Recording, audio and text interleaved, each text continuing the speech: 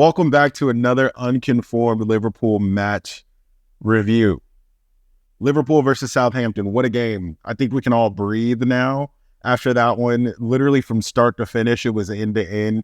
And that Southampton team, if they continue the way that they're playing and they continue to develop young talent and they stick to this philosophy that they're building, they're going to be a threat in the Premier League next year. They're in fourth place right now. Their recent run of form, I believe it's only 2 wins in the last 7 now after that loss to Liverpool.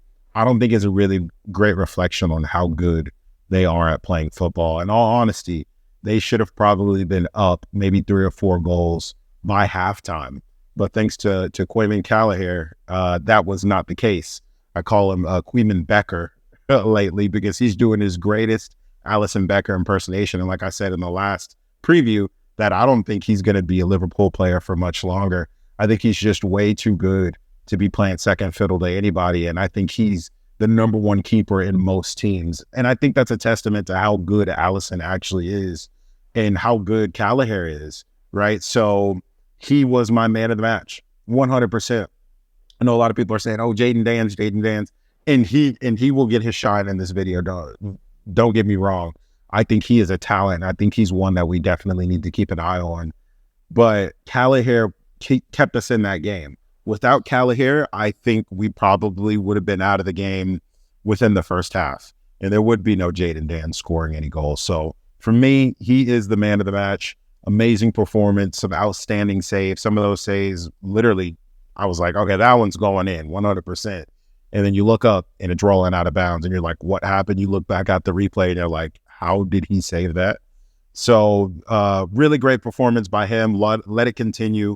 That way it gives Alisson a lot more time to really take his time with his recovery and slowly come back into the team. There's no drop off in quality at all. He's been putting in top drawer performances since he's taken over for Alisson since he's been injured, and has won a cup in the meantime too as well. So that's always a good thing. But this Southampton team is box office. The only thing that they're missing is the finishing, really. And I think they've scored the most goals in the championship this season. So maybe that was just like a one-off thing with Liverpool today where they just could not get the finish. But if they come up into the Premier League next year and they make a couple key signings, they're going to be a threat. They look like a Premier League team. And what really impressed me the most about this is that they're playing against Liverpool's academy players who are going blow for blow with this team. And in all honesty, probably should have got blown away in that first half by the Southampton team. But they hung in there. These Liverpool youngsters have a lot of resilience. They're tough. And you can tell they're Klopp players. They all press. They all have high energy. They all work hard. And they're taking their chances right now. And I think that started all the way with Connor Bradley taking his chance with Trent and actually becoming a mainstay and a main fixture into the squad. And that just lifts up the spirits of all the other youngsters in the Liverpool squad. And they're thinking, okay, maybe I can get into this squad and I can make a name for myself. All I need to do is perform. And we all know that coming into any type of squad at whatever level that you perform, you play. But then, obviously when you get to these high levels of football, well, in professional leagues, and you start seeing some of the guys that you've idolized growing up, and you're like, there's no way I'm getting over that guy into the starting 11 until you see someone else do it, right? And I think that's what's happening with these youngsters. Jayden Dan's, the other kid that scored, I don't even remember what his name is, Koumas. Somebody will have to correct me, but he looked like Luis Diaz on that left-hand side.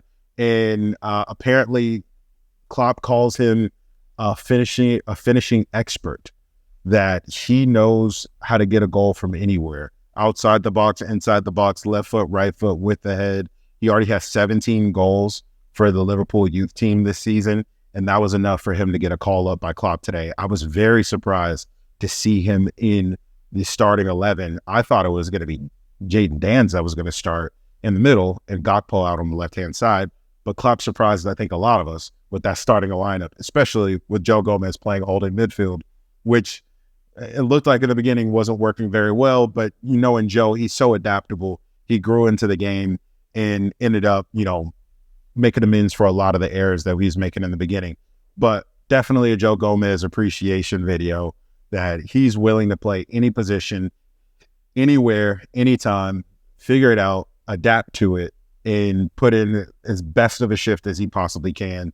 He will definitely go down as a Liverpool legend when he ends up ending his career. And let's pray that he ends up getting his goal. Joe Gomez deserves that, right? Harvey Elliott, another talking point, is slowly becoming undroppable.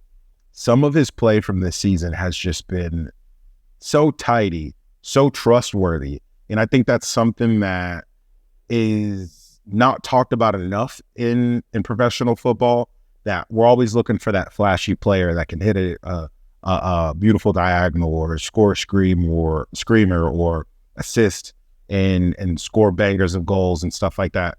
But Harvey is one of those players that, when he gets the ball, he's not going to give it away. When he gets the ball, he's going to make good decisions on the ball, and he's going to make smart passes. He's not going to take a ton of risks. And I know that doesn't sound sexy. I know that doesn't sound cool, but I'd rather have that player in my team versus the player that is taking a ton of risk and maybe carelessly taking a ton of risk and giving the ball away. Harvey is a guy that we can trust right now and is putting in amazing performances. He played that ball into Jayden. Jayden Dan's beautiful dink over the goalkeeper. And then, obviously Dan's ended up following in on a second goal, but Harvey was the architect of that goal. Had some great shots from outside of the box against the run of play against the Southampton team, who felt like at times were overrunning us. And Harvey would right the ship and at least get one, get a little bit momentum back on the board for us and push back. And in that second half, we obviously took over. But Ibu coming in for VVD at halftime. What can I say about this man? He's a defensive savant. I think he could eventually reach levels of Virgil van Dijk if he's not already at those levels. And I think we don't talk about that enough. Ibu is so good at defending that he plays two positions at one time and we don't even notice it. When Trent is on the field, he essentially is a right back and a right center back at the same time. And we've seen that a lot today as well with Connor Bradley getting forward so much. The way that he was able to shut down those runs on that left-hand side when he came on. And coming in cold, you know what I mean? He didn't play 45 minutes before that. That was fresh off the bench 45. And to put in a shift like he did, hats off to you, Ibu. You are the man. Off to another quarterfinal. And our opponents are going to be Manchester United. The old rival derby, right?